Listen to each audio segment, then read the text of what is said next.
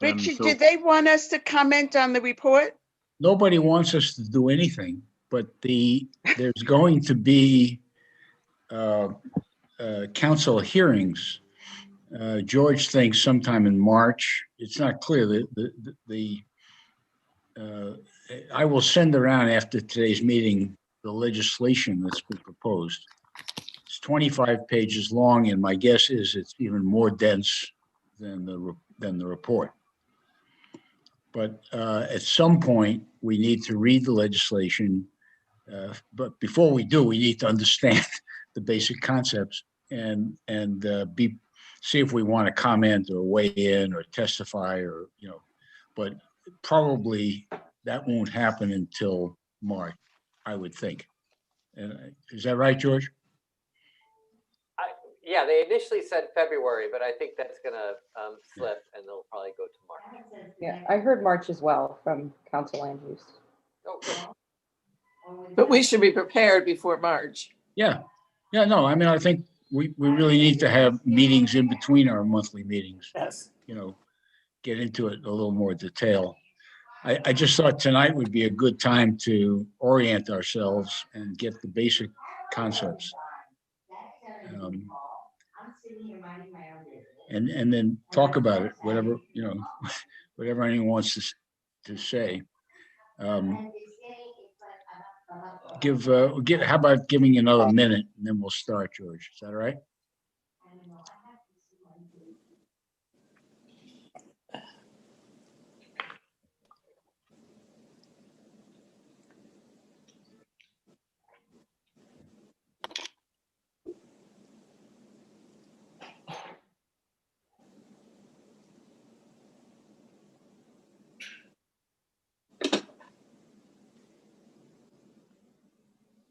Let's see who else. All right, I think just about everybody's on. Helen, how are you? Unmute. Hi, I'm good. Thank you for having me tonight. I'm actually double zooming. It was a CEC meeting tonight, so I'm sort of watching both, but your agenda was terrific. I just saw it today and I really wanted to learn and hear about what you're doing. So Okay, well, for doing this tonight. you're going to be learning with us. Yeah. Great. Some of us have read the report. Some of us probably haven't, but George is going to walk us through it and give us the highlights.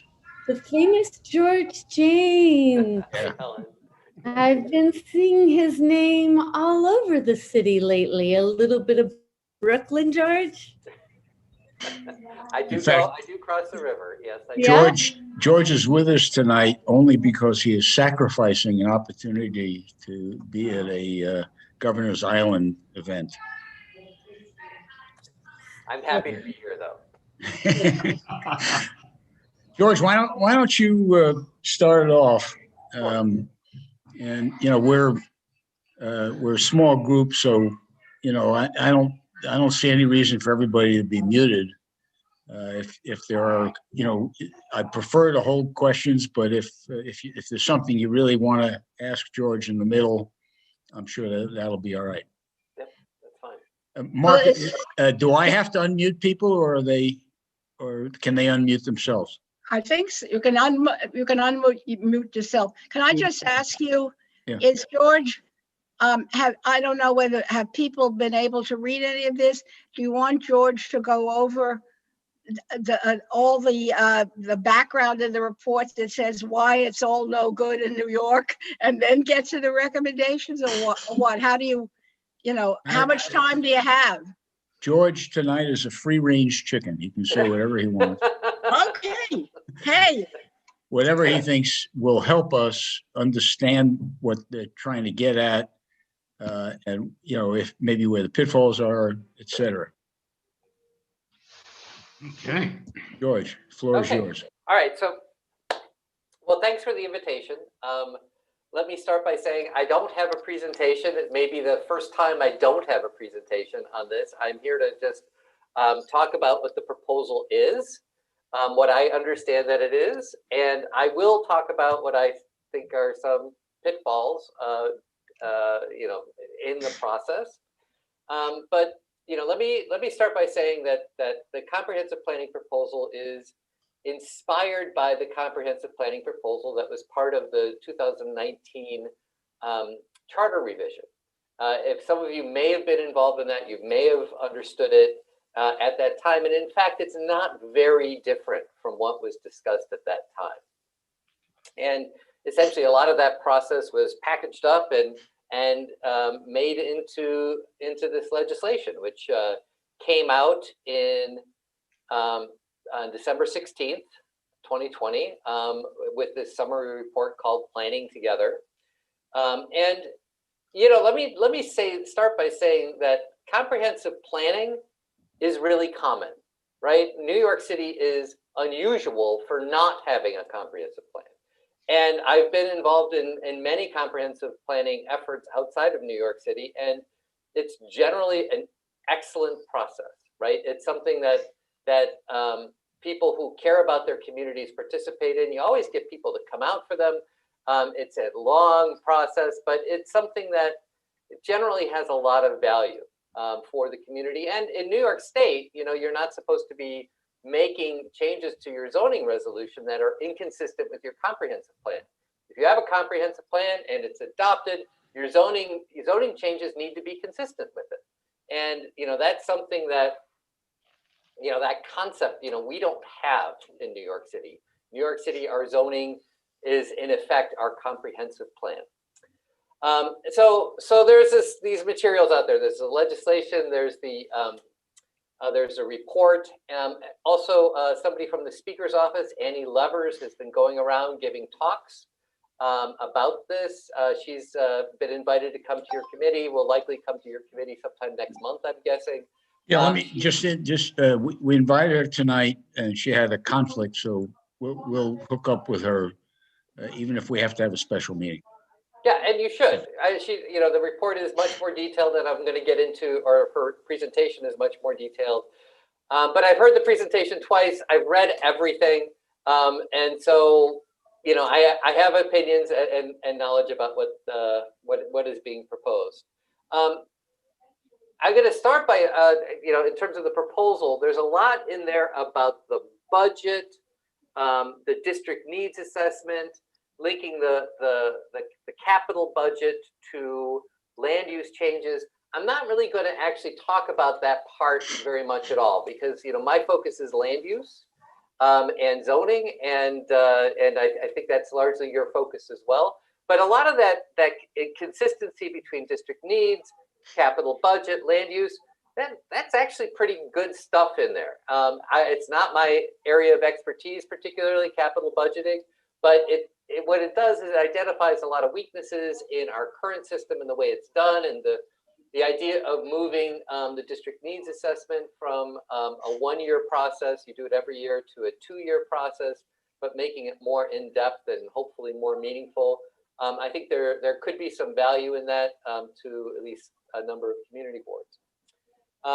But the way the land use process and essentially the local planning needs are the way it's set up. I'm going to go over that in some detail. So at the beginning of the process, there is this committee called the Long Range Plan Steering Committee. It is a new committee that would be set up to guide the comprehensive planning process. It would be made up of 13 people, 4 appointed by the mayor, 4 appointed by the speaker, and then 1 for each of the borough presidents. Essentially, they would be supported by a mayor's office called the Office of Long Range Planning, which already exists. They mostly, I think they're called now the Mayor's Office of Resiliency, but I think their full name is Mayor's Office of Long Range Planning and Resiliency. Anyways, they're going to have essentially an outsized role in this.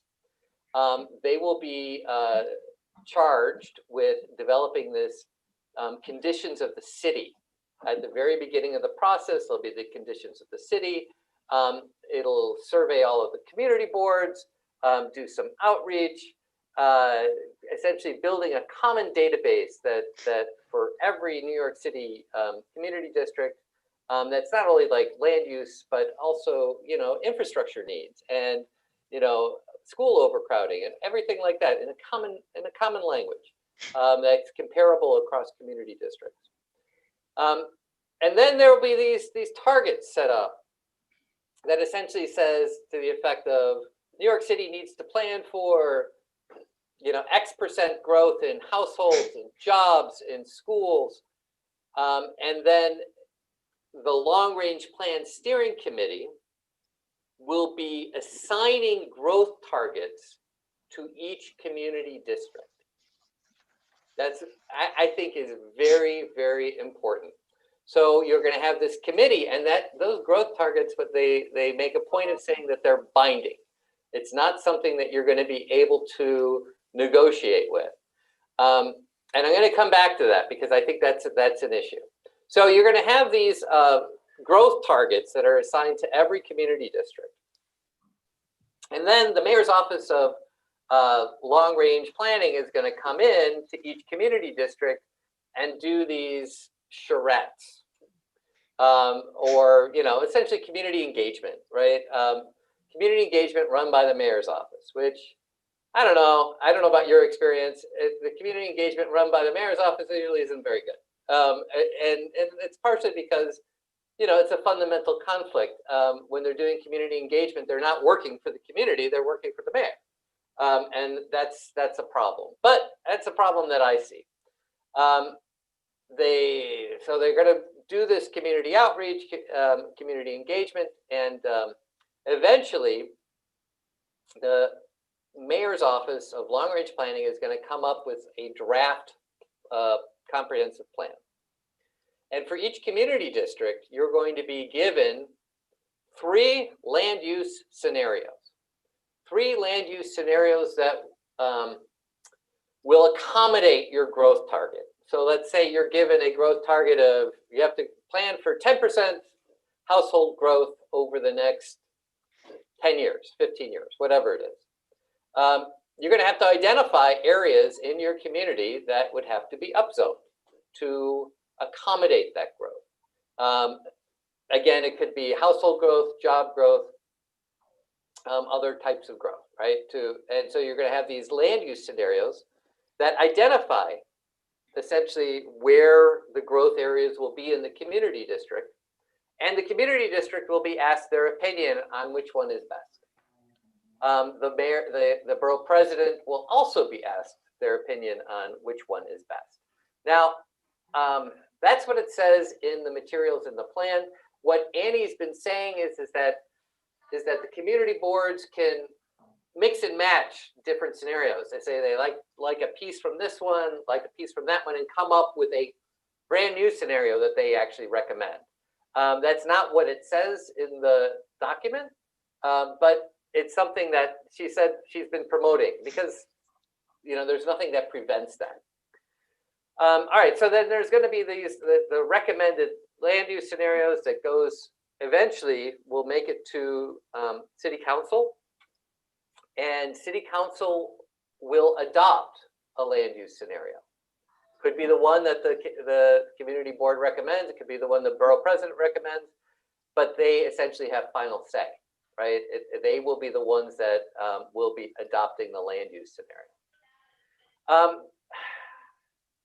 And so what happens, why is the land use scenario important? And when I came in, I heard Louisa talking about this, is that if an applicant comes in and with an application and it needs a zoning change, and it is in an area where it is consistent with plan, meaning it's an area that has been identified as a growth area and it can be upzoned, the city will be doing a generic environmental review ahead of time. And if it is consistent with that generic environmental review, they don't have to do a full EIS because it's already been done. And there may be some things related to construction impacts or shadows that they have to do, but it would be much more streamlined. You don't have to, you know, as you know, doing a full EIS is difficult. It takes a lot of time. And so it'll streamline development that is consistent with plan. It doesn't have to be called up by city council to vote on it. They can just essentially let it pass. But it still has to go through ULURP. There's still a ULURP process involved. This does not actually change ULURP. They explain that as saying that there's a limit to what they can do without having to reopen a charter review commission with legislation. And so I don't fully understand where that line is, but essentially ULURP still goes forward. It's essentially the application requirements change when you have a generic EIS that's done. If you have an application that comes in that is not consistent with plan, meaning you have somebody come in and says, I want to do something here that, you know, it's not a growth area, but I still want to do it. Well, there's a process that they can still actually move forward with that.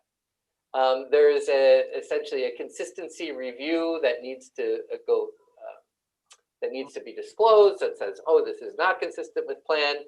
Department of City Planning does that. And essentially, as long as it's all disclosed and it's been acknowledged that it's not consistent with plan and an environmental review is done, it can still go forward if it's not consistent with plan. See, that is something that I think is actually very important. And I'm going to just for a second here, because if you're familiar with comprehensive planning outside of New York City, you actually can't do that, right? You've got to go back and amend your plan to make it consistent with what you want to do. But in this case, what they're saying is, well, yes, if you really want to do a rezoning that's not consistent with plan, you can do it, and you just have to fill out these forms that disclose the fact that you're doing that. So, I mean, that's kind of actually disappointing to me, right? Because if you believe in comprehensive planning and you believe that it needs to have teeth, that means that you've got to actually have teeth to it. You can't just avoid the rules. So right now, if an applicant comes in with there's nothing that really dramatically changes with a land use application under this proposal. Either you get the easy path or you get the hard path, but the hard path is actually pretty similar to what we do now. There's a little bit of value judgment in that in me. I mean, like, for instance, you know, if somebody comes in and it's not consistent with plan, the community board can say, we don't like this because it's not consistent with plan. And we just spent 4 years developing this plan. And, you know, that may actually give it your recommendation much more weight. The borough president's recommendation much more weight, because you have a plan on which you can, you know, you can base your recommendations off of. But we don't know how that's going to work, right? I mean, it's a process that's being developed right now, so we don't know actually how important your, you know, consistency with plan is going to be. Remember when I was talking about how the Long Range Plan Steering Committee sets growth targets? And this is the thing that actually really alarms me about this. And maybe it shouldn't alarm me this much, but, you know, I know that these things are political, right? These decisions often are political, and I think land use planning is a largely technical endeavor. But imagine this following scenario: is that, let's say the city plans to grow for, you know, 15% growth in jobs and households over the next 15 years. I think it would be politically difficult for the Long Range Plan Steering Committee to give a 20% growth in East Harlem, say, and a 2% growth on the Upper West Side, say. Even though from a land use planning perspective, that might be right, because, you know, there are still sites available in East Harlem for development. Whereas on the Upper West Side, there are a lot fewer sites that are available, especially when you consider historic districts. Now, that may not be true, right? I mean, what I've just said may not be true. They may actually take a process that is much more straightforward, that they say, well, we're examining this, we have this bunch of capacity, so on and so forth, and infrastructure. But, you know, I also realize that there are going to be 13 people that are making this decision. And if these 13 people make this decision, how are they going to make that decision? And that's not entirely clear to me. And I don't think it's entirely clear to everybody. There is, however, a couple things that are supposed to go into this.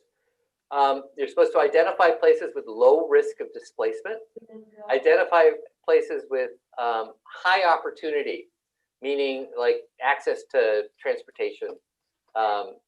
There are some basic land use planning principles that are supposed to feed into this, but ultimately it is a binding decision made by these 13 people that are going to be guiding growth in your community.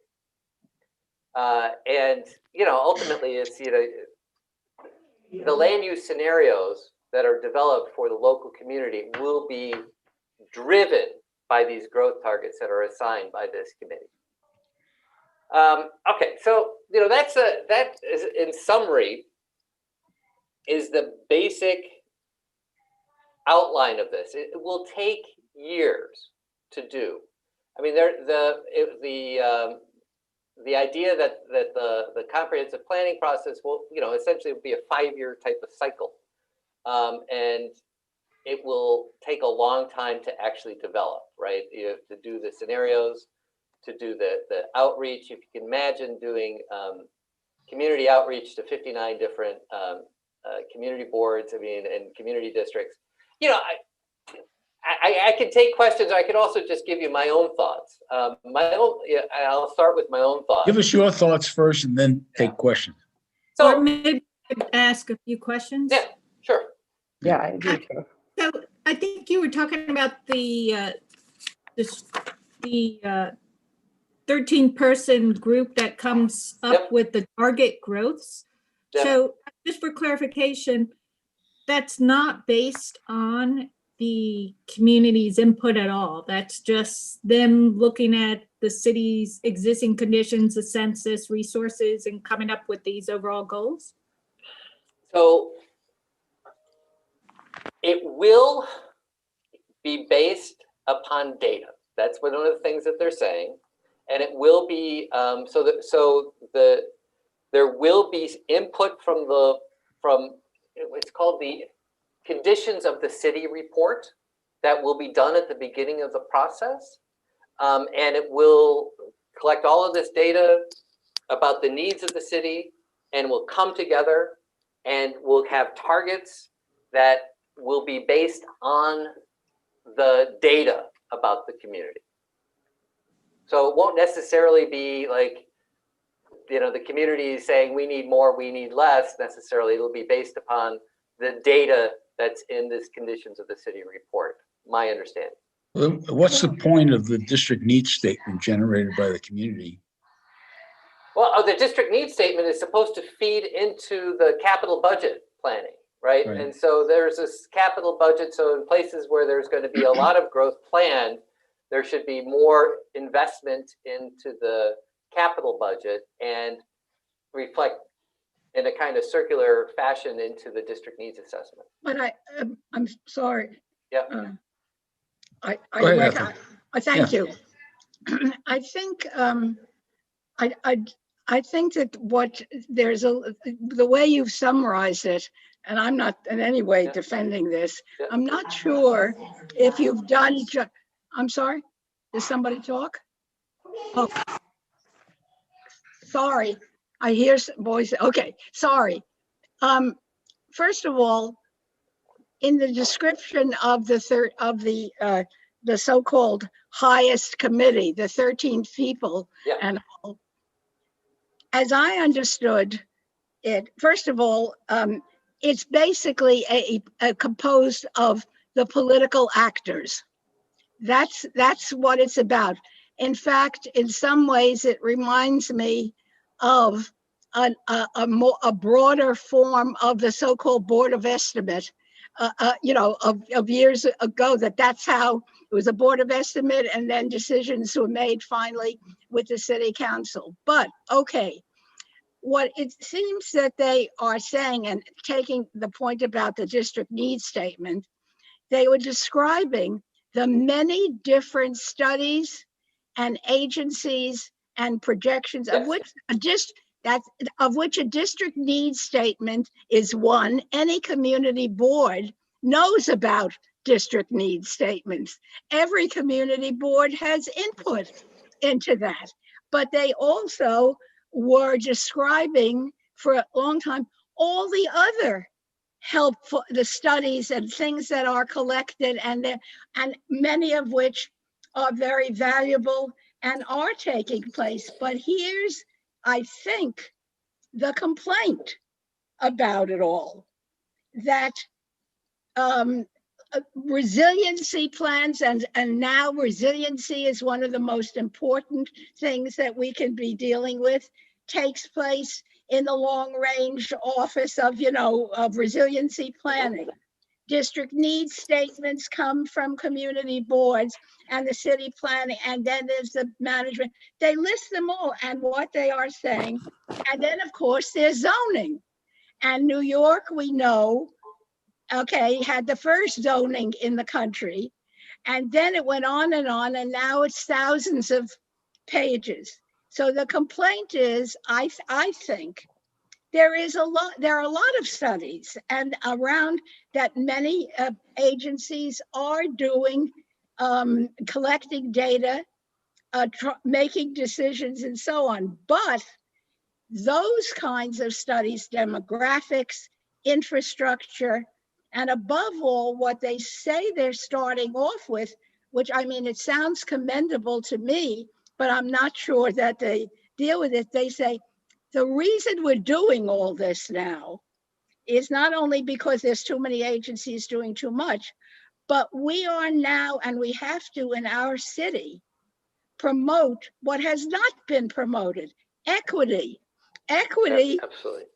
This is the key thing in equity, in participation, equity in having services, in growth, that is, et cetera, et cetera. I mean, that's what they say the rationale is, and it's particularly so now. And then they give you the examples that too often over the life of the city, but since, let's say, Bloomberg and before, there's all these rezonings taking place, and to have growth in lower income areas, but they're not necessarily taking into account the community's wishes and needs, and is there equity? And that's what's governing them.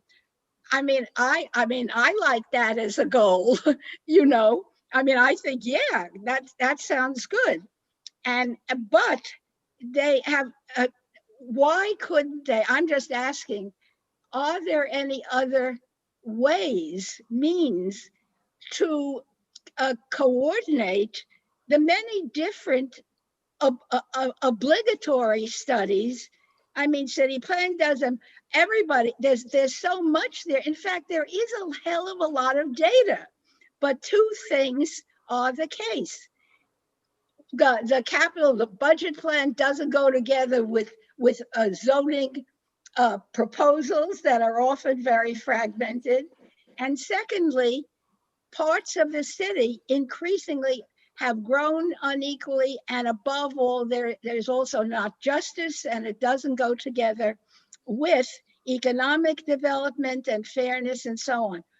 I mean, it also, I believe in a number of those goals, and they detail for 15 pages, I mean, it's educational, all the efforts that have been made and that they haven't worked. What I don't get at all is that their recommendations are, it seems to be coordinating, but I don't trust the so-called 13-member committee, which is the last word.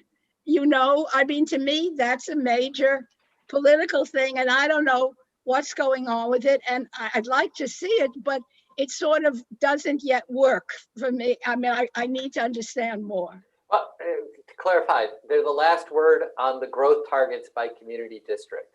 Ultimately, the last word, of course, is city council, because city council has to adopt. Well, that's the thing. I think this is also a big effort. it comes from the city council. Yes. And the whole thing is generated, and I think it's a huge effort.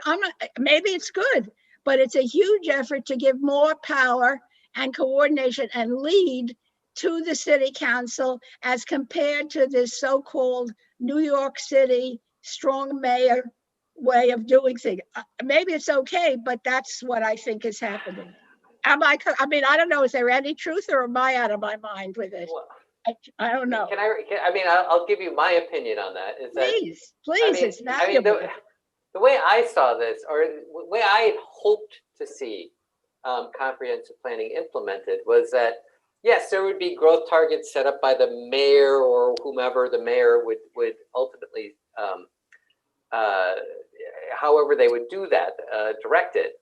But ultimately that the land use plans would be developed locally by the community and community-based organizations, and the community boards would be properly resourced so that they could actually lead these types of efforts. I had this great experience with the East Harlem Neighborhood Plan. I saw what communities that were properly resourced could actually do in developing local land use plans, and partners with community-based organizations, and they hire people to help them do community engagement and facilitate meetings, and so the people that are working with them actually report to the local people. It actually ends up, it was a fantastic process, but they're not unique. Sunset Park did a fantastic 197A plan. Community Board 6 did a 197A plan. There have been other examples of good planning exercises that are locally led, right? The whole idea is that community led is really important. Right. Whether it's community board or community-based organizations, but community led is ultimately, when you're dealing with very local issues, community led, that's important.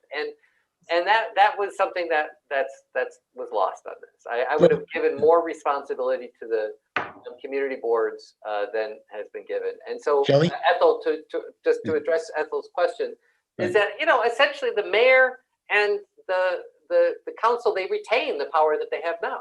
Exactly. And none of it is being devolved to either the community boards or the borough president. Right. Shelley? Our board had, thanks especially to Ethel, but to many people who are here, we had a rezoning of the Upper West Side rezoning. Probably Only 96 to 110, not the whole thing. 97. From the community board, involved huge numbers of people, 800 at one meeting, but community organizations. But we worked together with city planning. And city planning had a plan. They had some pushback because they knew politically what the mayor's office wanted. They knew that certain other things were happening and how things would have, what we were doing would affect. We worked together, and it was a successful project. It took about 2.5 years. Amanda Burden said it was the first example of community-based planning. So interesting. Okay. And she took credit for it, which was nice, but it came from the community board. So my real question is, these targets, these growth targets, what if a community comes up with a plan that doesn't address the growth targets because there's something else? If it's not, will it be that if it's not consistent with the growth target, that it'll be rejected?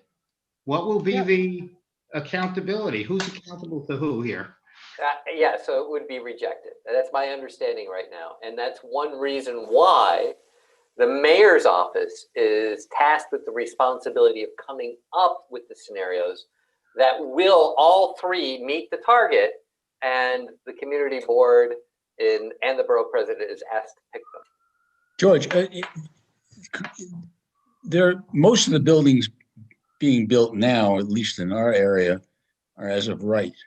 Yes. Will this affect the ability of a developer to build an as of right building, or will it increase our ability to say we don't like it? Doesn't do It any has of no that. effect. No, It only affects buildings or sites where there's a suggested zoning change or a special permit or some ULURP activity. yeah. I mean, that essentially, yes. It doesn't change as of right at all. It could make zoning changes that are consistent with plan easier to do, Right. but it would still allow zoning changes that are not consistent with plan to move forward. So it's really, okay. Melissa? Yeah, I mean, a lot of what Ethel said really resonated. I feel like the framing here is supposed to be equity, and I don't want us to lose sight of that because, you know, we have very long-standing ways of how we want to see our neighborhood. And I do agree there's issues with the plan, and I think it kind of like takes too long, and by the time it's done, like it might even be irrelevant. But I think that it's trying to kind of parse, like, how do you balance community input where people kind of have a vested interest in keeping their communities the same with citywide needs, Right. like creating housing.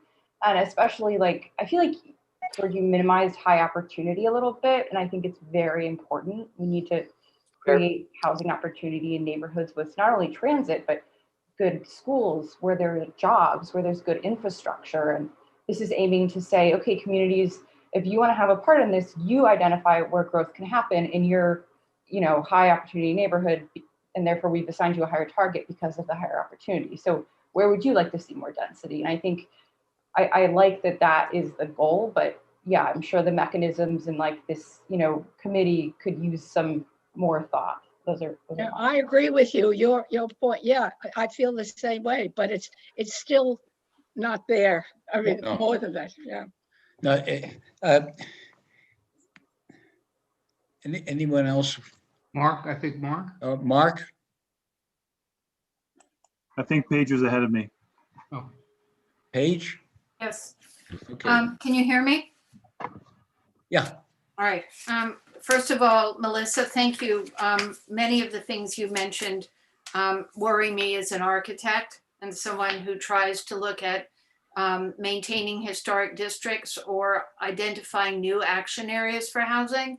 And the one thing, apart from once you got past the list of complaints, the whole issue of equity housing, imagine the scenario, you get this document for maybe in 6 years, Landmark speaks to city planning, that speaks to the state, that speaks to the Board of Ed, that speaks to whoever. But in the process of this, by figuring out or selecting parcels of land or even individual lots, the value of what you're trying to save is equity for the community, because we have developers, they're hungry. They're looking for ideas all the time, which ways they can maximize the existing housing stock or the size or whatever. Even if, and I heard what George said about, oh no, they can't mess with the zoning, et cetera.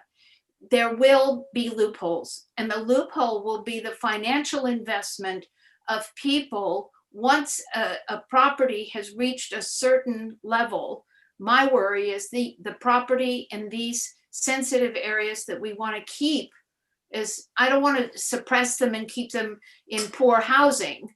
But I worry that what will happen is what happened to the Upper West Side urban renewal area. The middle of the blocks were kept and everything else was raised. Peter knows, and it was funny because the Committee of Neighbors to Ensure a Normal Urban Environment was what my father and Peter and a bunch of other architects and people did, because they saw the inequity. But the problem is, the minute you target it and put a ring around it or tie a bow on it or whatever, it becomes fodder for development. And this will signal to so many classifications of different types of development, what Melissa was alluding to. We will lose that. And that's the only reason. If this was England, when I worked there, they had something called an action area. And it was basically an area that they didn't know what to do with. And they put a cordon sanitaire around it and said, we're not going to do anything here. You cannot change this property. New York doesn't stand still. Holland did the same thing after the war. We don't do that. We need to have it right away. And a developer wants to jump in and do it now. That's where the money is. So I don't know how you take a document that has so many moving parts. This is the question for George. How do you take a document that has so many moving parts with maybe 5 or 6 key agencies? Forget about all the surplus things, other ancillary things, but how do you reconcile and agree to a comprehensive plan that we know, look what the pandemic has done to us. In 10 months, the city's crippled.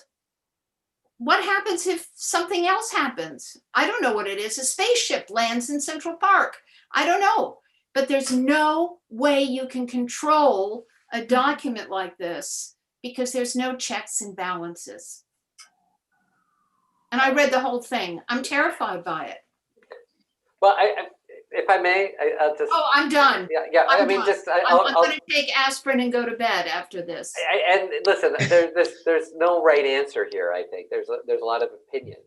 But first thing I'll say is that yes, this whole effort is driven by equity and an equity lens. And you know, as a technical person, I think equity is like, you know, you have to actually look at all of your plans with an equity lens, but a land use planning is primarily a technical exercise. And like one of the things that concerned me about what I read in the plan is that it never talks about historic districts, never mentions the word landmarks. And you know, how does landmarking in historic districts and other constraints on land work to limit capacity? Like, you know, there are technical ways to deal with that. I worry that some of that stuff is going to get lost. All that said, to address what Paige is saying, is that again, comprehensive planning, everybody does it, right? Almost everybody does it, and you know, and big cities like Hong Kong and Tokyo and like cities that are New York size, they have comprehensive plans, and they're common in the Western world and in the in parts of the Eastern world, and it's something that I don't think that we should be afraid of. I think that's something that would be good, and if spaceships landed, Paige, you know. Whether we had a comprehensive plan or not, I don't think would matter that much. Fair enough. But you know, if we had a comprehensive plan, it would be a step in the right direction. However, the details matter an awful lot. Right. And to me, that's the point of that. To have this discussion, to take your concerns as a community board and people who sit on community boards throughout the city and get those concerns, kind of boil them down and try to affect the legislation. You know, the thing that's been fantastic about this is that the Speaker's office has said, yeah, we'll take meetings before the hearing. You know, you have concerns, you have specific issues you want to address, come talk to us. We'll see if we can work it out. And if not in the legislation, then in the rulemaking process. You know, this is the Speaker's legislation. He's not going to be here. There's going to be a new mayor. I think the motivation behind all of this is absolutely good, right? And it's just the issue ends up being with the details, and the details that seem to, you know, short shrift the community boards and community-based organizations. Mark, and then Louisa, and then Jeanette. Thanks. So building on what George was just saying, one of the things that jumped out at me, and I haven't studied it as closely as others have, is the notion of this 5-year cycle and how that relates to these equity targets. And a couple of things. One is that my experience with city government is that 5 years usually take a 5-year planning cycle usually takes 7 or 8 years to complete. And so the data, and while I like the data-driven aspect of this, it seems like it's going to be almost definite that the data at some point will be 7 or 8 years old, or at least 5 years old, at the time that in between when the target is set and when it comes time to finalize and actually build something, where my mind went was under what I call the guise of equity, issues that we as a community board constantly face, and city council members face too, about equity for whom. For us, it usually is a conversation about what level of AMI are we talking about? What level of, what population are we attracting here versus where are we going to attract another population there? And so, and unless I'm missing it, the structure doesn't have a continuous update mechanism or means of addressing how the circumstances may change during the life cycle of the planning cycle. That's the concern that I was trying to articulate. Yeah, it's episodic. 5 years, 5 years, 5 years. Yeah. What happens if we don't meet the growth targets? Well, in theory, the land use scenarios that the land use scenario that's selected will be one that will meet the growth target that's assigned by the long range plan steering committee. And whether that growth actually happens or not is. That's what I'm saying. Yeah, if no one develops where they're supposed to develop because it's not viable. Yep. Yeah. Louisa? You're on mute. Louisa, are you on mute? Not Yep. anymore. Okay. Okay, so the idea of a comprehensive plan is terrific. And also, it seemed to me one of the things they're talking about, George, when you talk about, technical, the idea of coordination, having worked for the city, the idea of the agencies coordinating that the reports don't step on each other or don't leave big holes is really, really important. I agree. However, I had a lot of problems the way it was presented. First of all, in terms of equity, I didn't see that much presentation put on neighborhoods and people who live in neighborhoods. They're not going to be the people necessarily who produce charrettes. Some of it seemed to me a kind of job program for architects and planners in some way. And even if you are able to have meetings and you get input from neighborhood people, it's advisory. They kept using the word advisory. It's advisory for the neighborhood. It's advisory for the community board. In other words, we still don't have any power. Something else, it just seemed to me, it was also very, very precise. It's sliced and diced. You were going to have to hit this, and this, housing, schools, transportation, and give numbers for 10 years before, 10 years after. This is a job for a statistician. And there's just too much that boxing. I felt as I was reading it that I was being boxed in. And the last thing that they kept saying this, the high access to opportunity and the low risk for displacement. I think this is an oxymoron. The minute that you have a high access to opportunity, which means that developers are coming in, you are threatened with displacement. It just works like that. And I can not think of any situation where that would not occur. So I was upset about, I think the idea of a comprehensive plan is necessary, having worked at DCP for a long time. But I don't think that this is the way to do it. Can I comment on that? So the high risk of displacement, high opportunity, whatever. That Low risk for displacement. Thank you. High. It comes from Seattle, and they have a way of measuring it there. It's a method that they've actually applied in Seattle.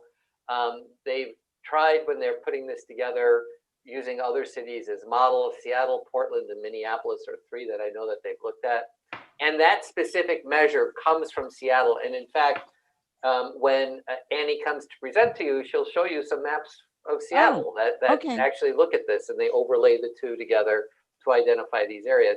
You know, I agree, you know, generally speaking, I agree with you. I mean, the other thing I'm thinking is, well, maybe if you want to, you know, rezone all of the industrial land, that would be a low risk of displacement in some high opportunity areas, right? But that, you know, there's We cost have to one that, lot. right? There's cost to that.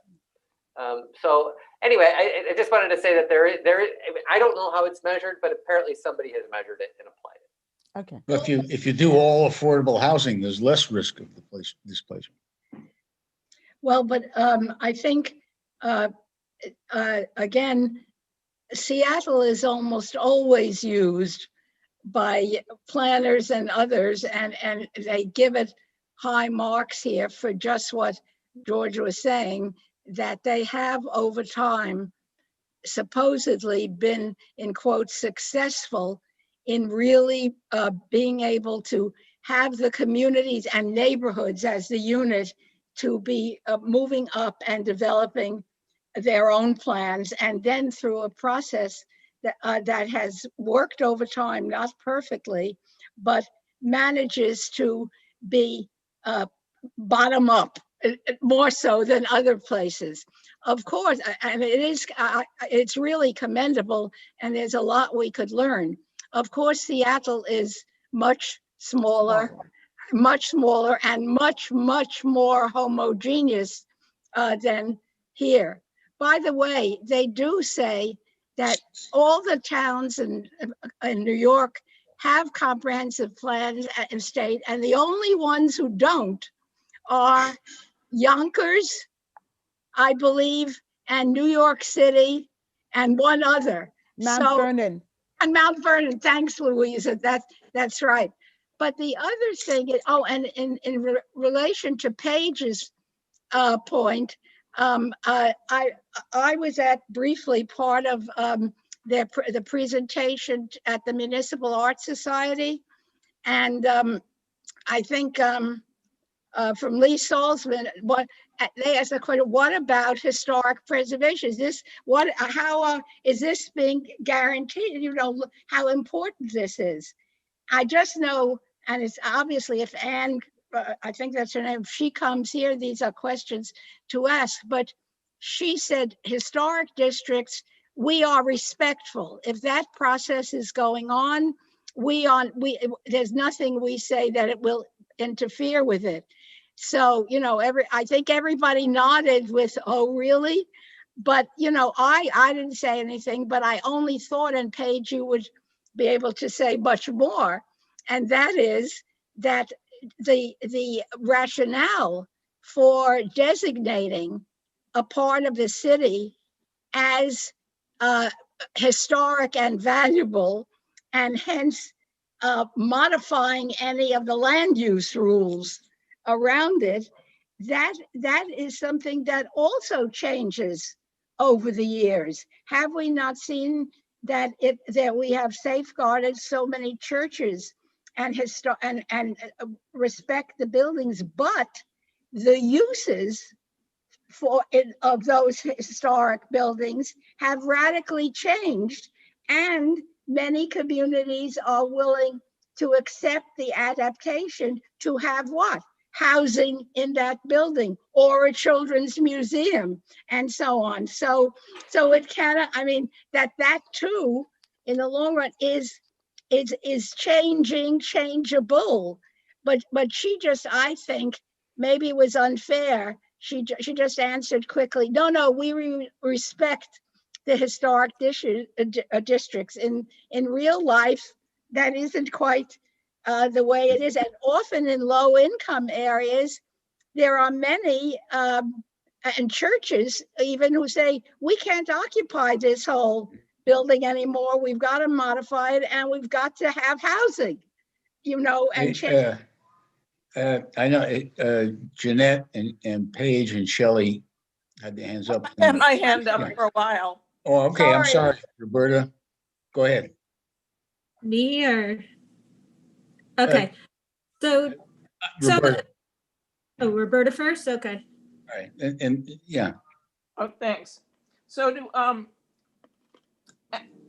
go on to what Paige was saying about historic districts, part of the joy of certain neighborhoods in New York is the character of the neighborhood. So, you know, you walk 10 blocks and you're in a totally different kind of community. And one of the things that I didn't see addressed when I sat in on the Community Board 11 land use meeting and was how you not only keep the historic district, but you also maintain the character of a neighborhood, which is what is quality of life and what makes a neighborhood thrive and you know, become a real community. okay, what, Jeanette? Okay, so Yeah. thank you. You know, I've looked at this and I think it works. It's good in talking about everything that doesn't work, but I think what it's proposing is completely wrong. Right now, the reality is, and I've worked over a decade at EDC, I've worked for the borough president, I've worked for city planning, is developers are looking at specific projects. They're going to the mayor, they're going to the agency heads, they're pushing them to do rezoning. The city comes up with the rezoning, then they come to the community board and have the community board argue over whether the building should be 43 stories or 46 stories. That's the majority. And even the communities, you know, if you look at Brooklyn's waterfront, the communities that did the 197A plans there, they had low rise on the waterfront and high rise in the center. That's what Williamsburg Greenpoint had. The city's plan, when it came out, was high rise on the waterfront and then stepping down to the center. And the same thing if you look at Sunset Park and other community boards. Right. So right now, the communities come in at the very end and they have limited choice in what they can say and their advisory. And even if they vote it down, they're just advisory. Right. What this is proposing, if I understand it correctly, is that you appoint this new 13 committee, which is political again, because all the appointees are political. They work with the mayor's office. So now they have a plan, and then the mayor's office creates our 3 scenarios, just like the 3 scenarios in EIS. And then the community board, again, is brought in towards the end of the process, trying to choose what they think is best, which I guess is a plus to the developers. There's a generic EIS, and so it's supposed to streamline their development, and it speeds it up a little bit. I think the reality is that when we're talking about equity here, they're talking a little bit about the concept of fair share.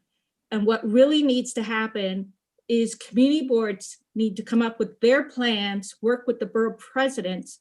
The borough presidents then need to work together to present a borough-wide plan that then maybe you have the mayor's office, which does the coordination and can bring in, you know, other plans like the federal transportation plans and other capital spending and such. You have this principle, the 13 committee member can have these high principles like about that the plans have to meet, not the on the ground stuff, but at the high level. And the city council, frankly, will bring in the pork, because if you look across the history, city council doesn't do planning. Right. Borough presidents do planning. City councils talk about specific projects and funding. And so the pork is what allow the horse trading to get the stuff passed, where everybody gets a little and loses a little. And then you have a comprehensive plan goal that can go back to the community board for a check and then get adopted by the city council. Something like that, I think, would be a much better scenario than this idea, because the way I read this now, it's going to create even more layers that's going to deter developers. Right. It's going to give the community less voice. And I also think that, you know, it's not really going to, it's also the other thing that is so striking here is this 13 committee is basically the city planning commission, which is what the city planning commission technically is supposed to do to vote as to whether the zoning, the ULURP proposal is consistent with the city's comprehensive plan, which it doesn't have, it only has a zoning plan. The only problem with that is that the city planning commission relies on its staff at city planning, which again is a mayoral agency. So city council doesn't have any input in that. So maybe there's some kind of a shift where city council also is more involved in the city planning commission. And the only thing I swing back to that is it seems like we're getting closer to 1989 when everything changed to take less power away from the borough president. So it just seems to me that this is a mistake to really push this. Right. Thank you. Thank you. Shelley, you had your hand up? Or did you? Can I ask a question for Jeanette, just to follow up on her comment? Sure. Would you say it's a mistake to push it as it's currently constructed, or would you say it's a mistake to do comprehensive planning? Oh, it's not a mistake to do comprehensive planning, but I do think New York City is too big. I mean, basically the RPA has done a comprehensive plan. Right. It's at such a large level.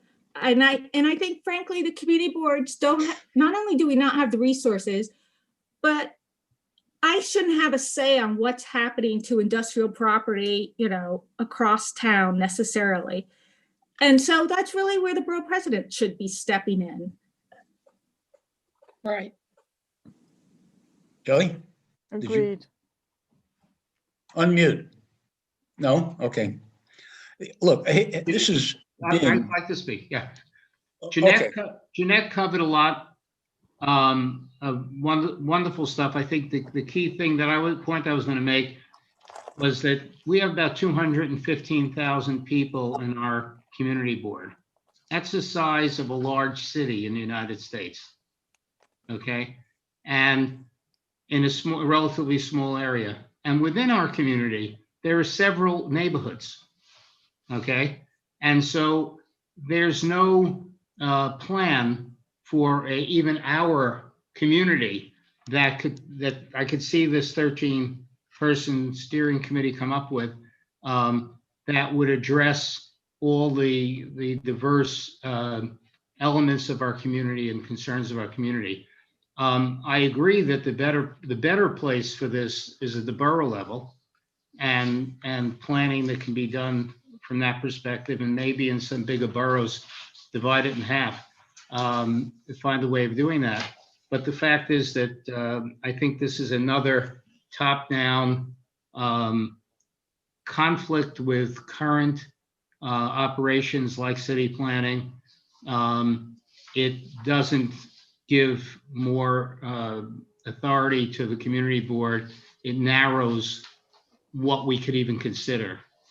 So, but Jeanette made wonderful points, and I don't want to. I have to say, I agree with Jeanette and Shelley. I mean, to me, I agree too. if you start, if the purpose, and it's clear from the plan at least, I haven't read the legislation, but it's clear that they think the purpose is to increase equity, whatever that means. The first step ought to be a plan to increase equity, the generic plan to increase equity. What do we mean by that? How do we, what are the benchmarks? And you don't need a huge number of statistics for that. It's a wish list. You start with that, and then you figure out what the comprehensive plan should contain. This is really, I just think it's creating a forest so we can't see the trees or something like that. But anyhow, look, this has been a terrific discussion, and we can keep going. I'm going to prepare minutes as best I can and circulate them. And I think, in view of the fact that we don't have a huge amount of time, I would suggest that everyone who wants to write something down about their thoughts, questions, thoughts, objections, things they like. And I'll try, at least by the time of our next meeting, I'll try to coordinate all that stuff and put it in a single document, which would be talking points. So we can go through all the talking points. They can be specific, they can be general, but I think it's a good exercise for everybody to sit down, organize your thoughts, and put them in writing if you can, and let's see what we come up with. Does that make sense to people? Yes, Yes. yes. Yep. Helen, we haven't heard from you. Great to see everyone. Great conversation. I really appreciate all that feedback. I actually just signed myself on to the legislation that goes with this plan, this report. And this feedback is invaluable. So appreciate everyone's comments, and we've got a lot of expertise on the board. And, you know, there's plenty of time and room for working on the legislation, the different component parts. Nothing is set in stone. What's out there now is to tease a conversation. And Jeanette, I thought, nailed it in that no one's happy with the current system. And perhaps the report spent too much time saying that, but there is deep frustration about the current system, and deep frustration that communities don't have a loud enough voice. And that, you know, that's the genesis of the report. So I love that you'll be synthesizing all that, Richard. I think that'll really help as, you know, to even, I'd be happy to share it with Annie before she comes to the next meeting. So she can be, you know, Okay. if there are points she can address. But I think it's only, you know, it's really terrifically helpful. So thank you. Thank you. Anyone else? Any final thoughts or? I have. Yeah, one. Peter. I'd like to say something. Yeah. I haven't heard much in this discussion, though I was absent for about a minute or two, about the dire situation that the city is in and the Upper West Side is in right now, with so many businesses, so many storefronts closing or doing very badly, restaurants and so forth.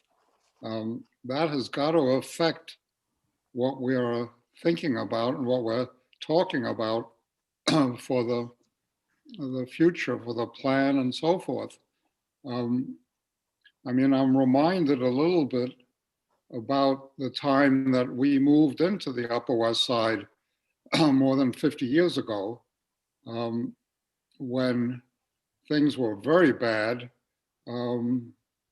We were broken into almost once a week in our house. People in my family questioned the decision for us to move to the Upper West Side. But things changed within 10 or 12 years after we moved in. But we're in a downward slide now. I've seen more storefronts close. I've seen people evacuate their houses, if not permanently, then certainly temporarily. So this has got to affect things. This is not business as usual. I haven't heard much in this discussion about that. George, is there anything that addresses the economic issues affecting the various communities? Or is this mainly a residential plan? No, well, that's supposed to be economic needs and jobs. Right. It's supposed to be part of the growth targets that are set and related back to land use and linked But into the whole. Peter's right. If one of the things, if the main wish list consists of equity in various forms, another main wish list should be, you know, bringing us back from the brink economically. And then, It seems- I didn't see anything like that. And Peter's right. There's nothing like that in the report. There isn't anything. I think, I don't know, George, is this correct? They've been working on this before, months and all before. The terrible effects of the pandemic are the subject of other agencies, but this effort, I don't think, I think Peter's saying it, and just looking at it, they are not taking into account. They spend 20 pages, I think, or 30. I mean, if you want to look at, they happen to be in a way interesting. They show how all, from their point of view, the good things that have occurred, the good studies, the good collect, and then the mess. But they don't deal at all with the situation that the city is in now and in the future. And the whole thing about the retail and the way the streets are being used and the improvisations that are going on that are both good and yet very serious and negative, that isn't in here. I happen to think that, our community board, which has got so many good people on it, could be doing its own study of some of these issues within the community board and making it a place that we need to try to study and work on and transmit it to the city. Everybody's also waiting for the mayoral campaign. I mean, and who becomes the mayor? That's the reality. No, I know, I mean, that's what's going on. By the way, Peter, I actually had on the agenda a discussion of that issue. It may be a little late in the day to start to tackle it now. And I'm reluctant to go forward with it without joining with BCI because it's really, they have the other night, BCI had a lengthy discussion about this, and they had some outside speakers, and it was an incredible meeting. Yeah, so I think, we ought to offer our services to BCI and see how they want to use us on this. Well, There are land use issues, but they don't predominate. I don't think that's true. I mean, at first, my first thought on Peter's comment is that, the state of retail, and then on top of that, the changes that are happening in the retail industry across America, across the world in many ways, was already in motion even before COVID, and COVID has obviously, changed things dramatically. But even if we come out of COVID a year from now, we still have the issue that people aren't shopping, they're buying online. And that's another issue. That said, I do think that typically these comprehensive plans focus on the built environment. And it's probably time that we really start talking about the public space, between the public realm between the buildings, not just what's built, but what's not built, and what's happening in the spaces, the streets that no longer are just for transportation from point A to point B, but are really vitality of the city life. And so that would be, I think, another chapter that really this report hasn't dived into. But I think the specifics of, what does a new commercial corridor, neighborhood corridor look like? We just don't know yet. There's just such a radical shift going on. Several people that's what I was saying when I was several people have said that, have talked about this. And what's clear, it seems to me, is that this comprehensive plan doesn't get near touching the intangible issues that are of most concern to us. Somebody mentioned changing neighborhoods. It's too data driven without input into the things that actually make us a unique city. I mean, if you look at our community and you look at even if you look at the business improvements districts and how different they are, right? The Columbus bid is different than the Lincoln Square bid. The Peter Arnson's bid, the Columbus Amsterdam bid is totally different. And, that's what makes our community so interesting. And that's what brings the vitality to our communities. And I think that needs to be part of whatever this is going forward. Absolutely. Doug? Doug wanted to speak. Doug? Well, I originally raised my hand because, first of all, I find this conversation utterly fascinating, and I have such respect for everybody that's on our board and from outside of the board. This is an incredible conversation. The amount of wealth of information here is really notable.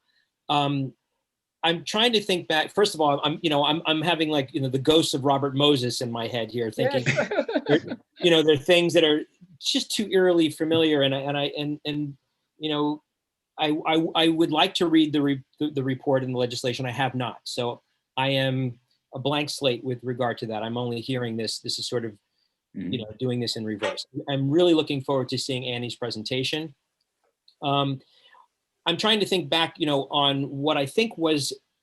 Let me interrupt before I forget, Doug. I'm sorry. Mhm. Steve, would it make sense to send everybody on the board a copy of this report? I think you're muted. Unmute. I just said the smartest thing I ever said. I can't believe it. So you guys didn't hear it. Oh, too bad. You have to repeat it. I don't know. I can. No, I think it makes a lot of sense. Okay. Send this out, and then I have some thoughts and actually a little bit of a question for Helen. So please. All right, let Doug finish, and then we'll get back to you. So sure, I think that's a good idea. And my suggestion is to follow up with Penny, CC me, and say, can we get this out to the broader board? Yeah. On this meeting. So I'm really looking forward to reading the report and looking forward to seeing Annie's presentation. And I'm thinking back on the Upper West Side renewal program, which was mentioned by Peter earlier. And, I guess that started in the 1950s, if I'm not mistaken, and it expired. And what good came out of it was the partnership between government and private. So I believe, if I'm not mistaken, that we had, as a result of that, the highest concentration of Mitchell-Lama buildings, I think, almost in the entire city. And I think in and of itself, that was a really great thing that came from the Upper West Side renewal program. The problem happened later when, obviously, the Upper West Side renewal program expired. And then the agreement with the federal government and the city also expired, so landlords could opt out and buy themselves out of the Mitchell-Lama, and we lost many, many affordable, housing units. Some remained. I was part of that. I was on the Mitchell-Lama task force and negotiated successfully some model deals where some people kept their apartments, but converted into sticky vouchers in Section 8, completely different model, but still kept people in their apartments.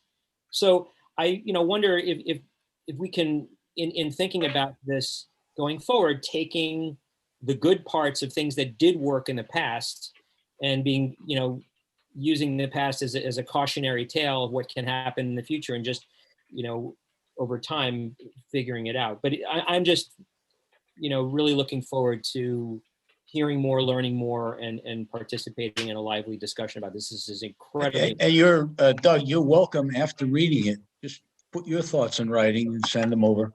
And one last thing regarding retail, which I think I know is next on your agenda. I don't know if you're going to go into it. Right. There's always like the chicken or the egg. When you have more, let's say, development and you have more people on a block, then you have the more need, you have more customers for restaurants and stores and other essential services. But also the reverse can be true. If some, build it and they will come.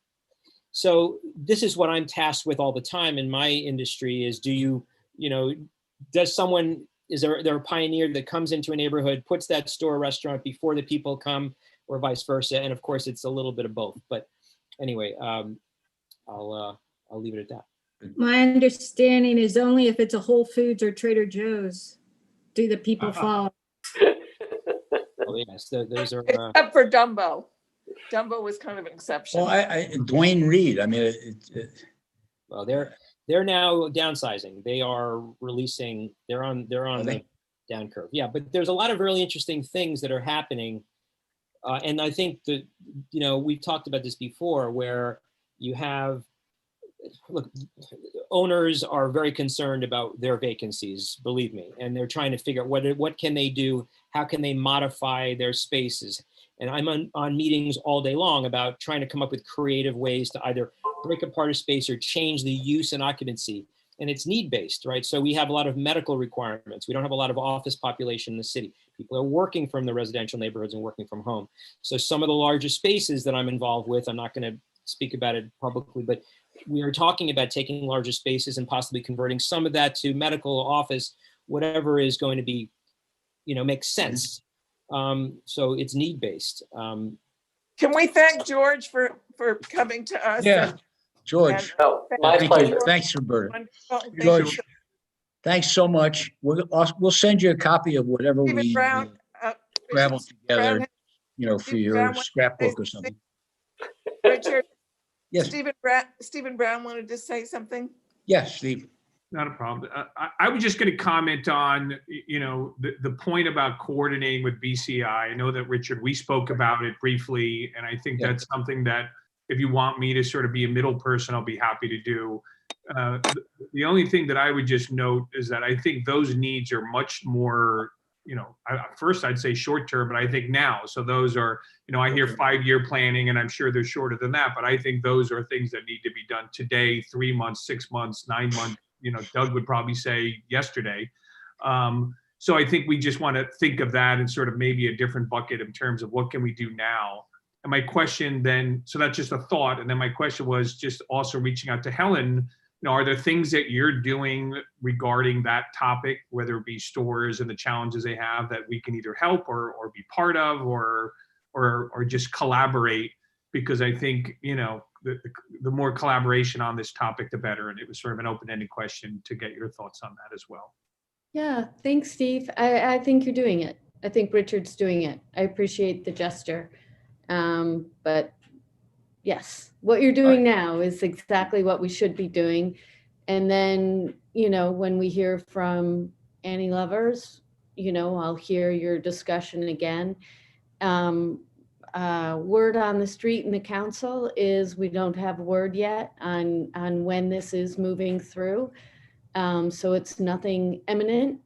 And like Mark, I put in the chat where you can find the report and the legislation. Their links are both in the chat. Good, thanks.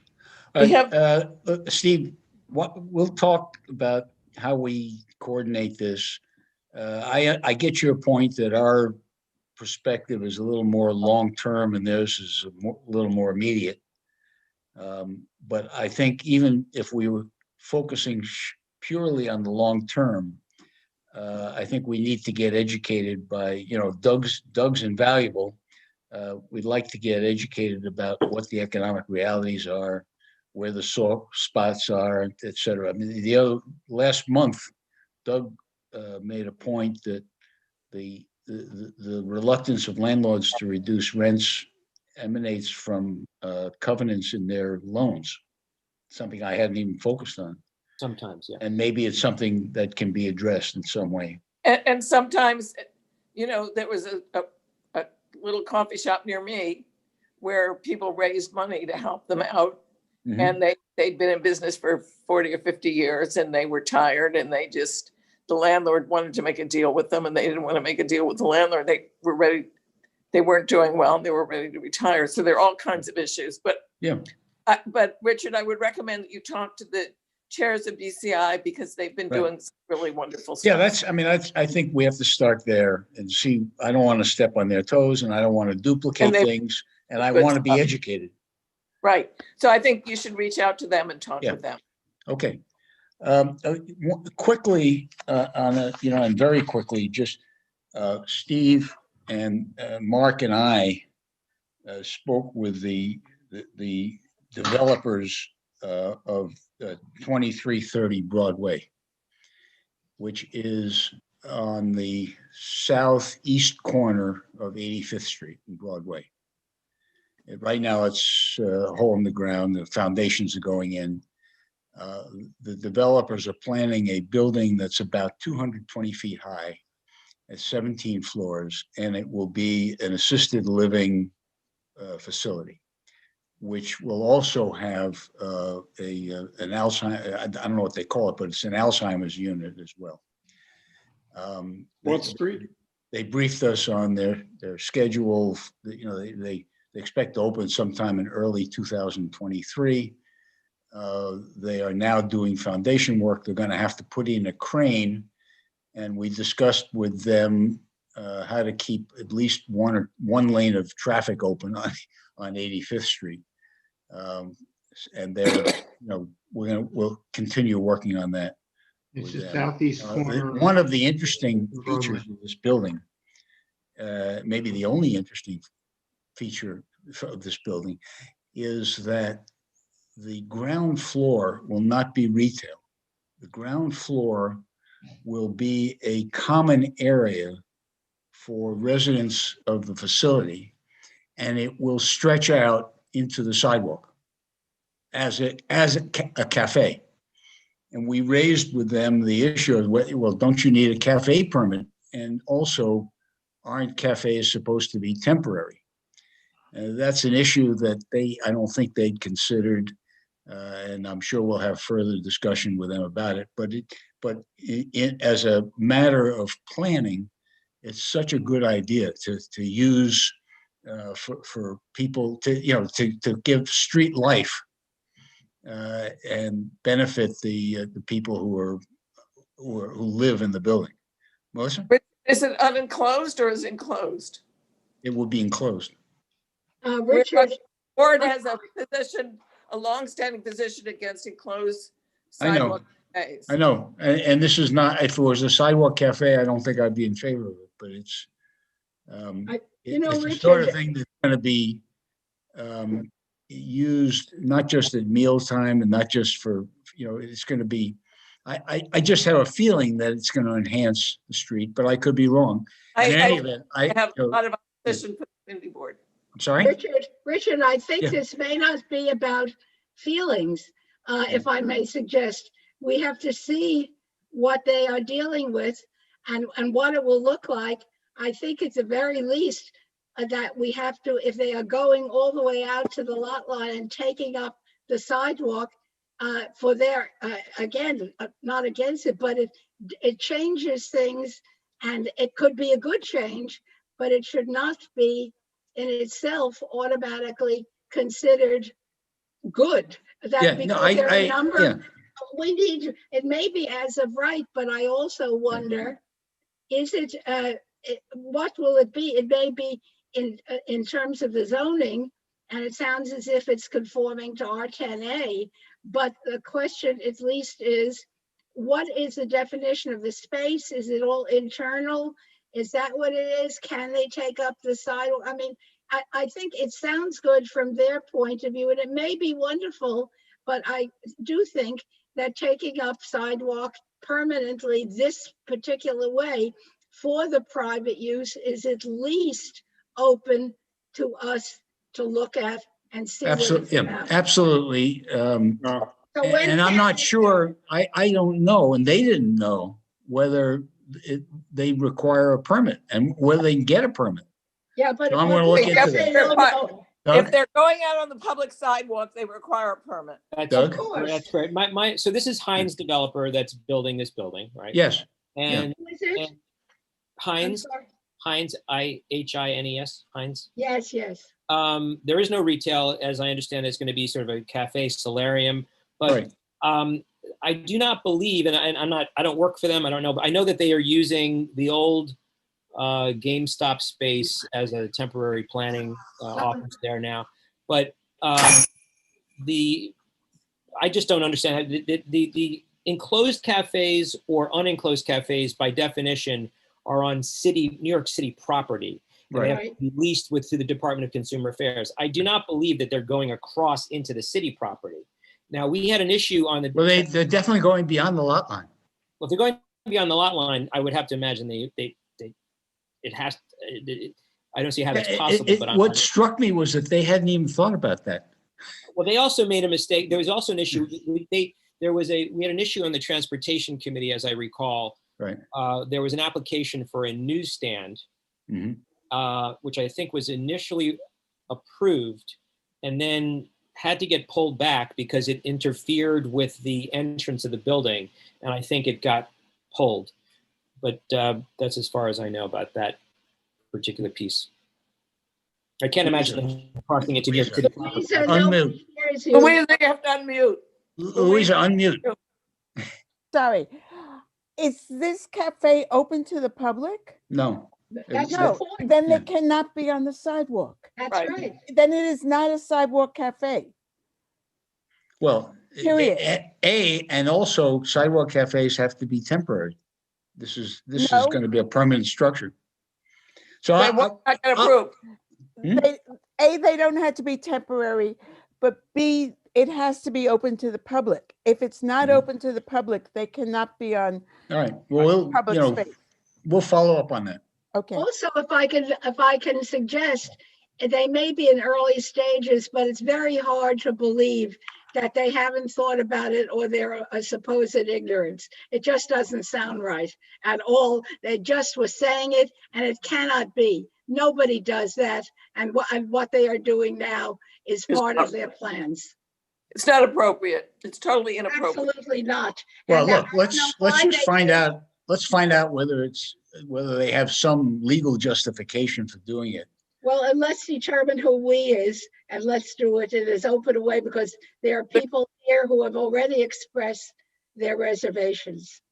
Ethel, you're right. The community board has for years been opposed to enclosed cafes. Yes, I'm well aware of that, and I take that as one issue, but of course, based on history, but it's also this particular example and the use for it, it just sounds so naive. It may be good, but please, this has got to be looked at. Guys, We need why to follow up. don't we Ira. just pull the building department application and see what they're calling it and what it is?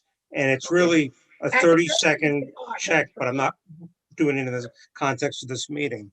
Are you saying at the buildings, I mean, there are plans at the Well, buildings department? There There are has to plans, be. if we don't have access to plans.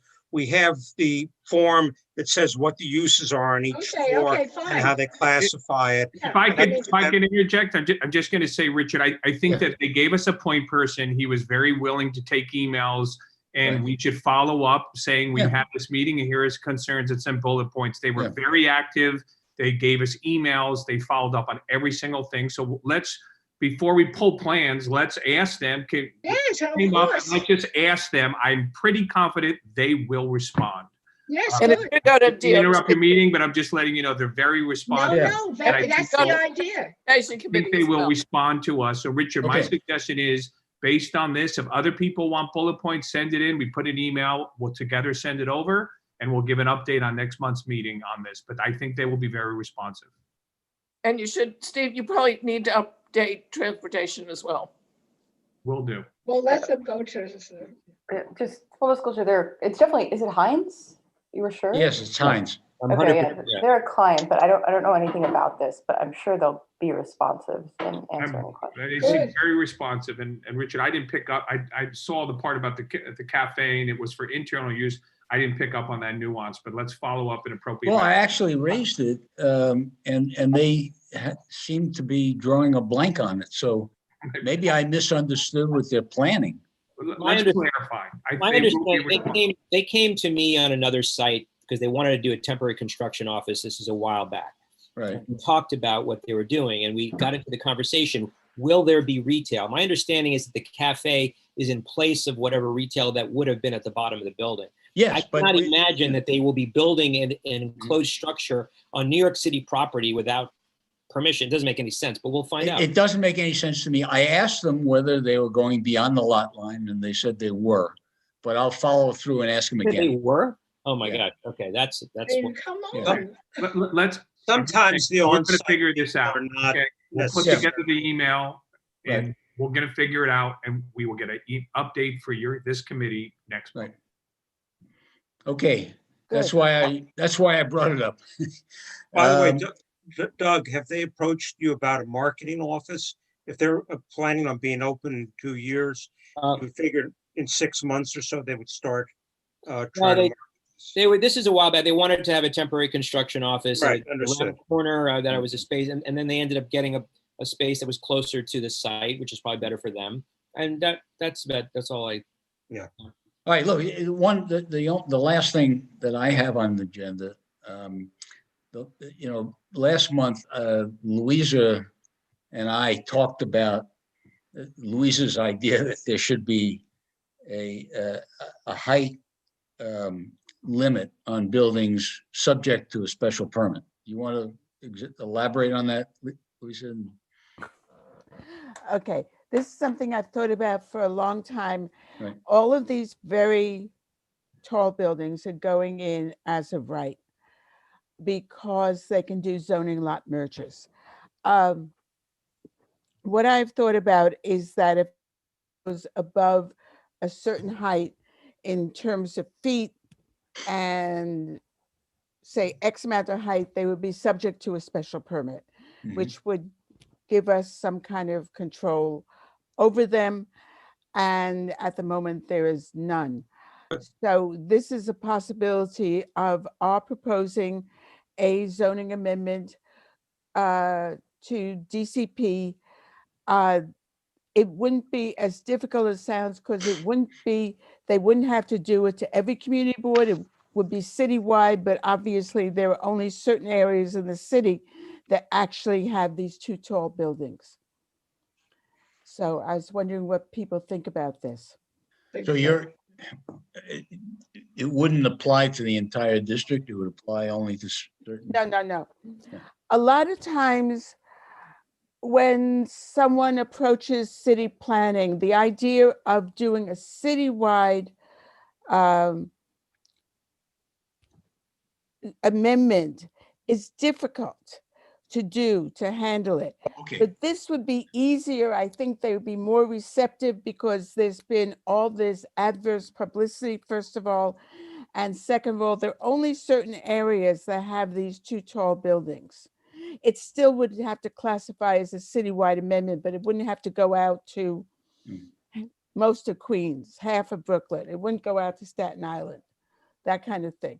This is just very, very practical. So it could be, for example, you could limit it to R10 districts or something like that. You could, and to a certain extent, it has to be in an R10 district. Right. Also, Ira. Question? Ira. Except Louise and I talked about something like this in housing, but most of our district, most of it is the contextual district. So what we're talking about is the straight R10s, the straight R9s, the straight R8s, right, the straight R7s, which is if you live up in the 90s, you've seen a couple of these buildings going up, and they're quite hideous, even when they're not 40 stories high. That's a different issue. Right, but the thing is, it would not have to. They're in the R8s. Okay, there's already your point is that there's already a limit in the contextual zone. Contextual districts. These are not contextual districts. Right, that's what I'm saying. But the thing is, when they rezoned Broadway and they put in the historical district, they carved out a number of lots in the 90s where they're starting to put up buildings. And those are straight R10s usually, and they're very, very large buildings. Yeah, they're awful. It doesn't stop us on so many different levels. From being rezoned again because this access to opportunity. I mean, we're near transit. We are waiting for very large buildings to happen. And they're going to, more and more of them are going to happen. Oh, I don't think so. I mean, I think we should pursue Louisa's suggestion. I think that it makes sense. Bert, I'll get the, you don't have to keep your hand up. What was the mechanism suggested? I just go ahead, Shelley. Yeah, it could be, I agree, it also could be limited to a handful of districts in the city. And it may be attractive at this point, and given that it's a mayoral year and a city council year, that we can push for certain things now that the new mayor and new council people might support. Maybe. Roberta, and then Melissa. I think it's really important, but I want to remind everybody that soon after I became chair of Community Board 7, I was at a borough board meeting, and somebody from CB12 told me that in his district, a 25-story building was ginormous. So I think we ought to consider that, it's contextual. That, if all your buildings in your community are 8 stories, then a 25-story building is ginormous. That is a problem, but we are really aiming at the 2 tall buildings. The Yes, building- exactly. And I'm all I for mean, it. this building that's going to be on 85th Street, Oh, it God. says 17 floors, but it's 225 feet tall. That is a 22-story building. If you line it up against the 16-story high buildings that line Broadway right now. Not to mention 200 Amsterdam and West 66th Street. Yes. Right. Anything you can do to make It's going to be very tall. I will support you. Yeah, I had asked a question. It wasn't to make a point or anything. So I just was distracted for a moment. What was the technical mechanism you're suggesting? It was like rezoning certain areas to be contextual that are not currently contextual? Is that? It's Right. a zoning resolution that would apply to limit the height of buildings in non-contextual districts. It would be basically R10, you're right, R8. Can I just make a point? Richard, can you, hello? Hello? Can Speak, I? Ethel. Thank you. Go ahead. You're welcome. Yeah. Thank you very much. It's late now and so on, but at the very least, you really have to define what you mean by too tall. If you are dealing with the super talls, which are the big objection, the super talls that have grown up at Central Park South, elsewhere around, and even in some places in Brooklyn, they're not in the contextual districts, and they are as of right. Here, the 200, I don't know, I'd have to study, the 228-foot building may still be conforming to R10A, as we know, because R10A, as of right, the buildings can go up and go to about 225 to 228 feet, so long as they don't go straight up and they have street walls. So it may be 17 stories and yet 228 feet, because maybe floor to ceilings are higher because it's a particular kind of assisted living. All I'm saying is that we need to look at this. Board 7 pioneered in Manhattan in the first contextual zoning, which was the development of R10A and so on, which occurred from 72nd up to 86th Street. And then Board 7, much later, developed the zoning, which went from 96th Street up to 110th Street, which the big compromise was city planning wanted R10A, the community did not want that. And in a community sponsored program and working with city planning, we developed contextual, even though there are lower buildings there now, but the zoning is R9 as of right. And that's what an R9A. So we are in that. Lincoln Square is not that. So all I'm saying is we really have to define what you are looking at. Louisa, do you want to give it, Roberta, did you have your hand up? Roberta, and then Jeanette. Unmute. Roberta, unmute. No, I didn't have my hand up, sorry. Oh, okay. Jeanette, you had your hand up. Yeah. You had some part of your, yeah. So just 2 thoughts on this. One is, Louisa, I think what Shelley said is absolutely right. and it's actually something, Stephen, that I think we should think about very carefully.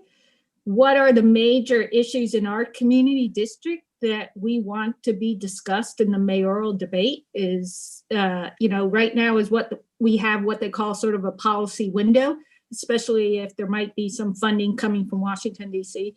But as far as the too talls, Louisa was saying that she really was, if I heard you correctly, it was this gerrymandered transfer of development rights that then suddenly create these out of sync super tall buildings.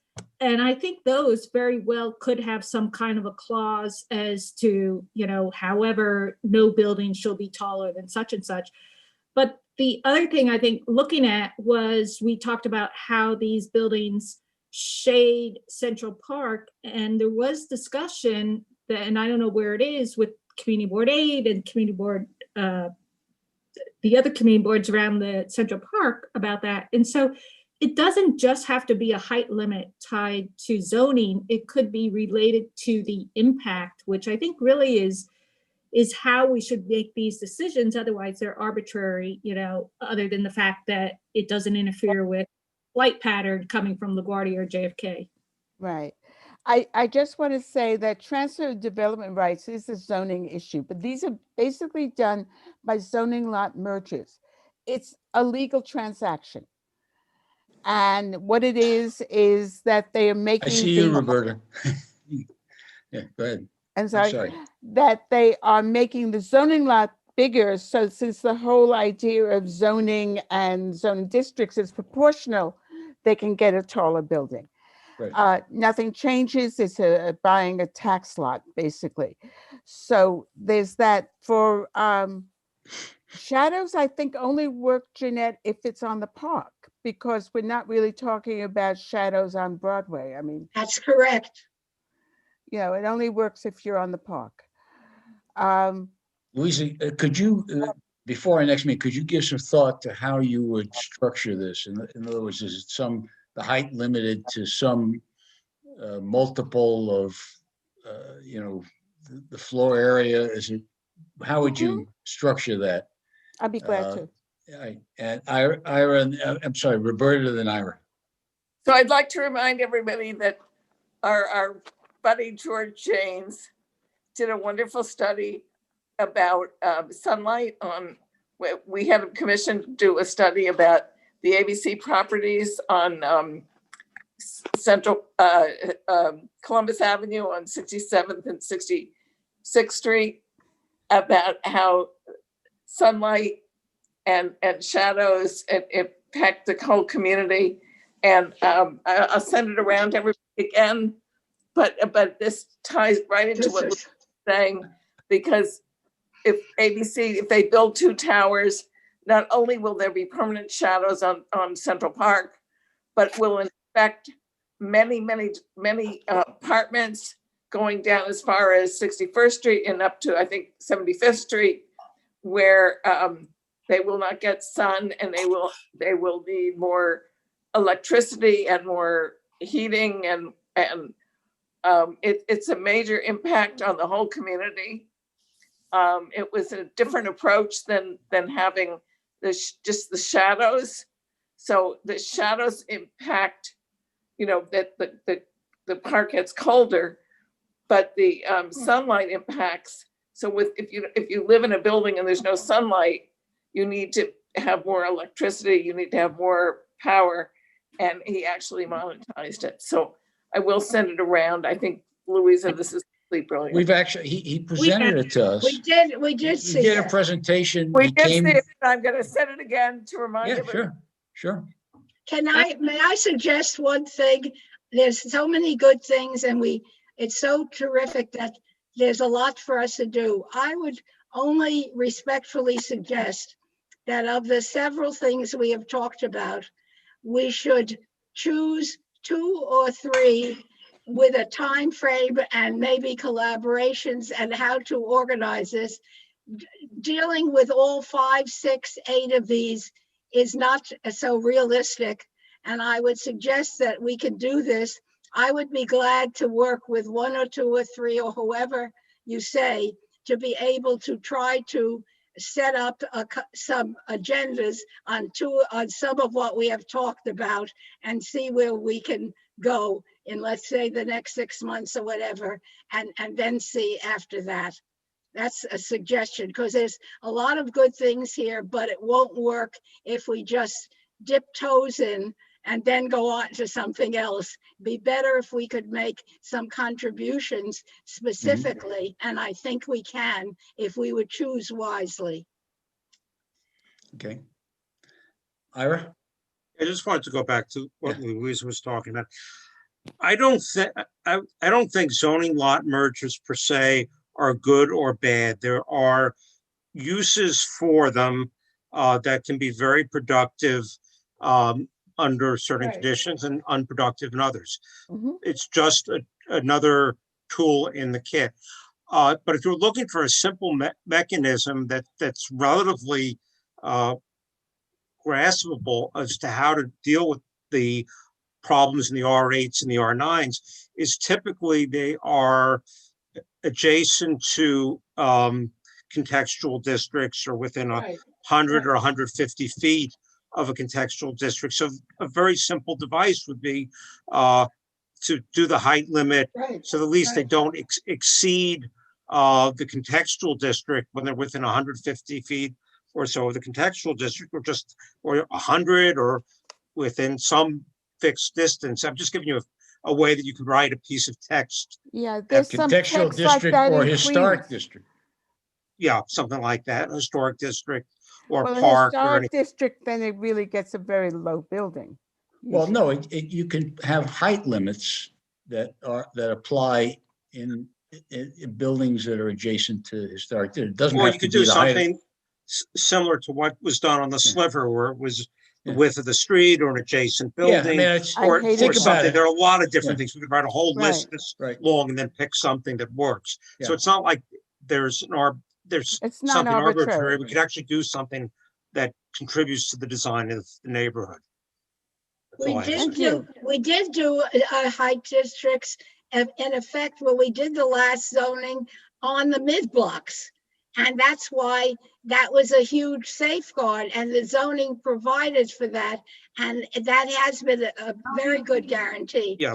Unfortunately, I think, made mistakes years ago. It wasn't, but we just didn't know that some of the mid blocks, when there was the rezoning, were left as R8, where there is no height limit. And so now every time I pass and on 93rd Street, for example, and we worked so hard at height limits, on mid blocks further on, and every time I walk by, there's 5 buildings going up. The one on 93rd Street in the mid block, it's R8. There is no height limit there. And it just— I see your page. And, and so that's, so it doesn't look like what we managed to achieve in mid blocks elsewhere. Are those brownstone blocks?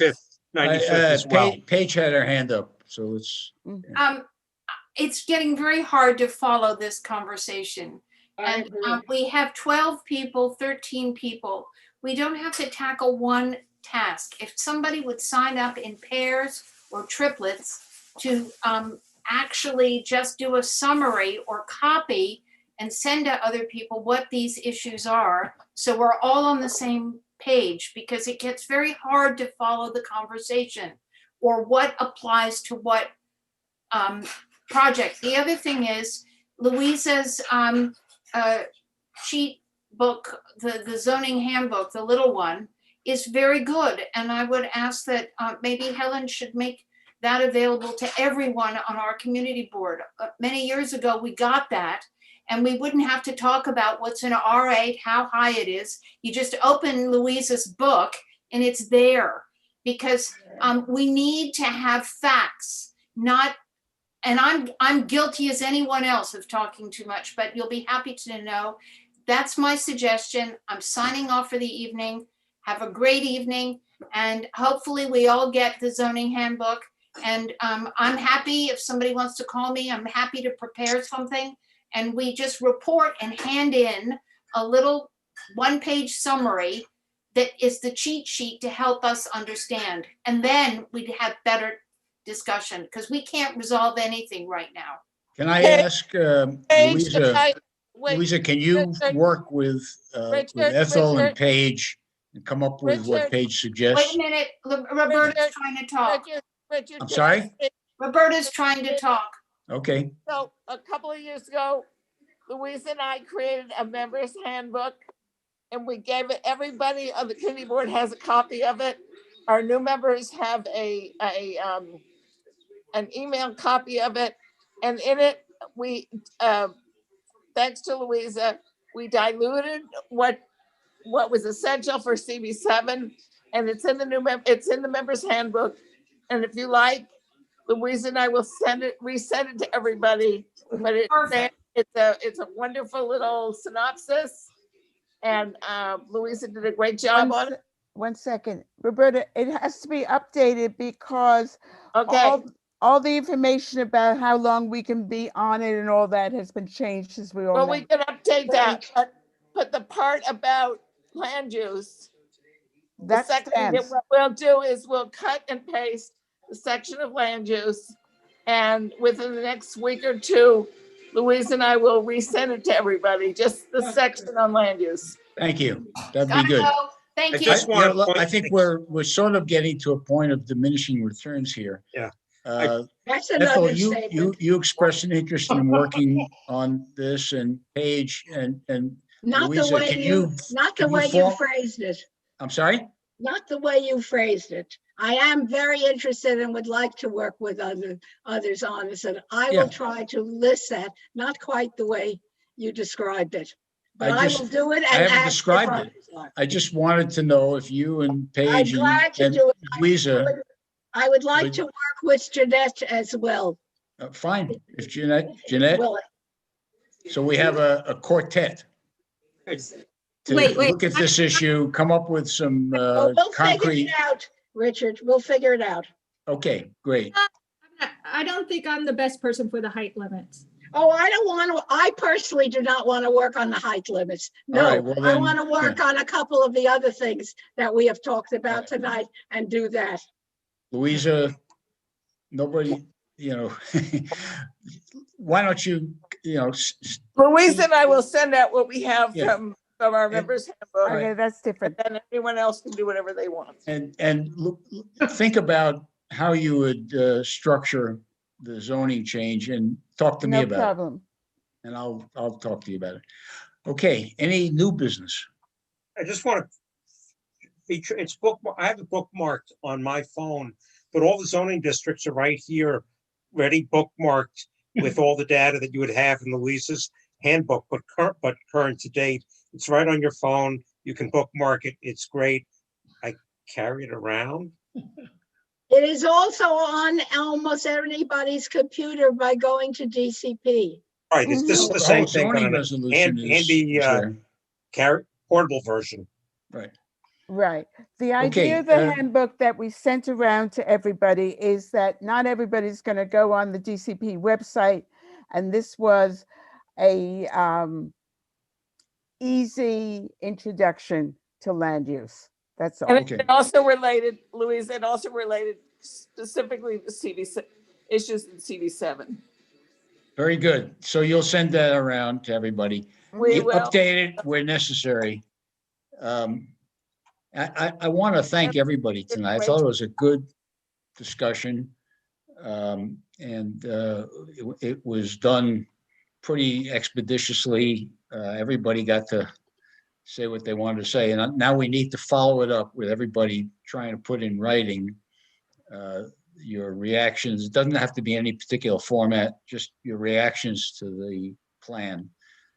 Hopefully we can get it to Annie before she comes to our next meeting, which may actually be in the middle of the between land use meetings, and it may involve other committees as well, because it certainly does involve other subject areas.